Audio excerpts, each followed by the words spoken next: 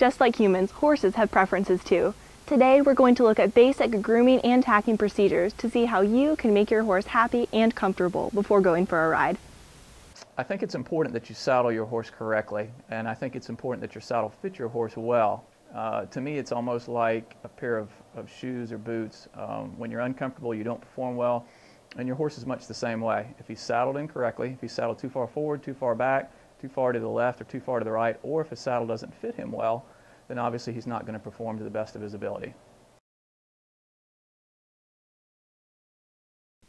The first step in the grooming process is to use the hoof pick to clean the horse's feet.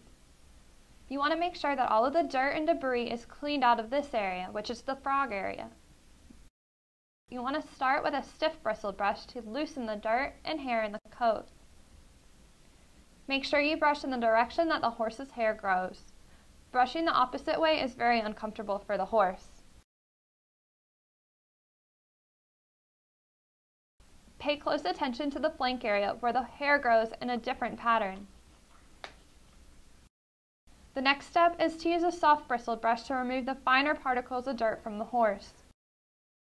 Softer brush to remove the dirt from the face and the legs.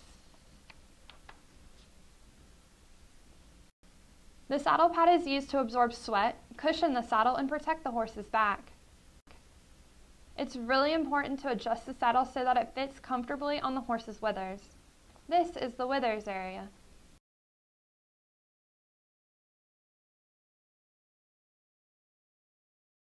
When you're saddling a horse with a Western saddle, it's important to walk up with the saddle, at least to me, with the saddle on your right hip, gripping the cantle with your right hand. When you go to lift the saddle onto the horse's back, you grab it underneath the gullet with the left hand and swing it with centrifugal force up to the horse's back. That way your stirrups, your off billets, any back girth that you may have float over the top of the horse's back and land on the horse's right side. You want to land that saddle on the horse's back gently so that the gear doesn't startle him and so that the stirrups don't come around and slap him in the rib cage. You want to make sure that the saddle is placed behind the shoulders.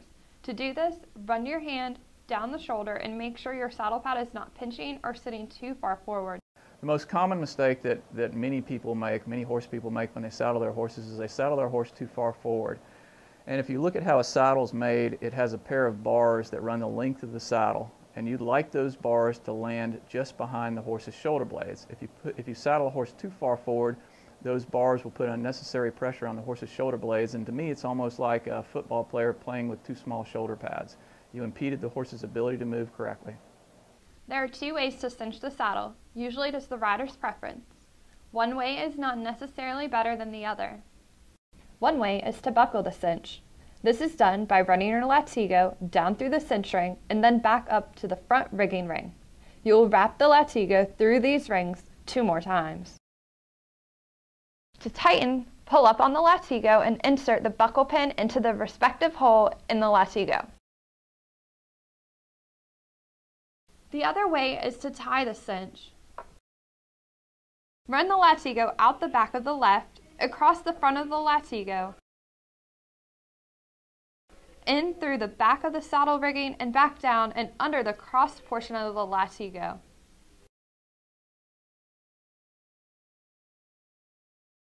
To tighten, pull up on your latigo and push the latigo slack through the tie on the front D ring rigging like this.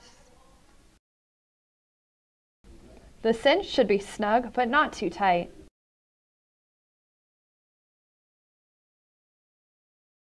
In the horse's skin and the horse appears uncomfortable, the cinch is too tight. To put the bridle on, we ask the horse to lower its head by putting slight pressure on the pole. Once a horse yields to this pressure and gives us his head, we can put the bridle on.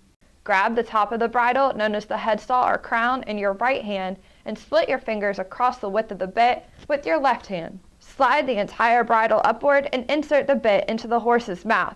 Push each ear forward and under the headstall. If you push the bridle into the horse's mouth, the horse will throw his head back and resist being bridled. The bridle should fit the horse properly with no loose parts. The bit should sit comfortably in the horse's mouth on the bit seat. You should be able to put 2 fingers under the cheek pieces of the bridle so there is only 1 or 2 wrinkles in the corner of the horse's mouth. The bridle is too tight in the cheek pieces and the bit is sitting too high. The bridle is too loose in the cheek pieces and the bit is too low. The bit will bang on the horse's teeth. If you tack your horse so that he's able to move freely and comfortably, you as a rider will be more successful in everything you do with your horse.